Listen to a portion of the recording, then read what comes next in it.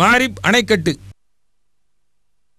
Yemen நாட்டின் தலைநகரம் சன்ஆவில் இருந்து தொலைவில் தான் மாரிப் உள்ளது.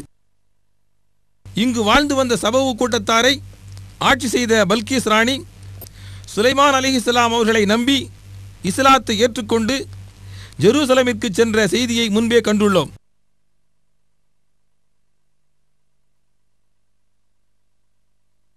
அக்காலத்தில் சபவு கூட்டத்தார் வாழ்ந்த வீடுகள்தான் இவை. அவர்களுக்கு அல்லாஹ் அளப்பரிய அருள்களை கொடுத்திருந்தான். இந்த செய்தி அல் குர்ஆனில் சூரத்து சபா அத்தியாயம் 34 வசனம் 15 கூறப்பட்டுள்ளது. அவர்களுக்கு மிக்க செழிப்பான 2 தோட்டங்களை அல்லாஹ் வழங்கியிருந்தான். மிக சந்தோஷமான வாழ்க்கைக்கு நன்றி செலுத்துவதற்கு பதிலாக அந்த செல்வச் செழிப்பில் தங்களை மறந்து இறைவனுக்கு மாறு செய்து நன்றி கெட்டவர்களாக திரிந்த சபவு கூட்டத்தாரின் விளைநிலங்கள் இங்குதான் இருந்தன. அவர்கள் நீர்ப்பாசனத்திற்காக பயன்படுத்திய அணைக்கட்டு உடைந்தது.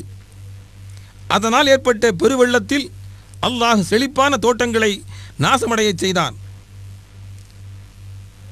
அல் குர்ஆனில் சூரத்து சபா அத்தியாயம் 34 வசனம் 16 கூறப்பட்ட அந்த நிகழ்ச்சி பல்கீஸ் ராணியின் காலத்திற்கு 11 நூற்றாண்டுகளுக்கு பிறகு கிபி 120 தான் நடைபெற்றது.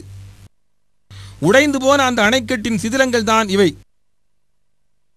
அந்த அணைக்கட்டிற்கு 720 மீட்டர் நீளம், 15 மீட்டர் உயரமும் இருந்தது. فأعرضوا فأرسلنا عليهم سيل العرم وبدلناهم بجنتيهم جنتين ذواتي أكل خمط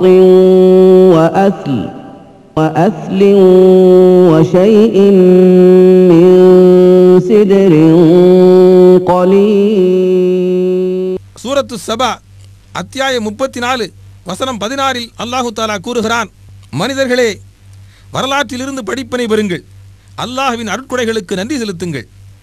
யுனைடெட் அரபிக் எமிரேட்ஸ் தலைவர் ஷேக் சாயித் சமீப காலத்தில் சபவில் கட்டியுள்ள அணைக்கட்டாகும் இது. உடைந்து போன பழைய அணைக்கட்டிற்கு சிறிது உயரத்தில் தான் இது கட்டப்பட்டுள்ளது. இதனை சுற்றியுள்ள மலைகளிலிருந்து வரக்கூடிய தண்ணீரே இங்கு தேக்கி வைக்கப்படுகிறது.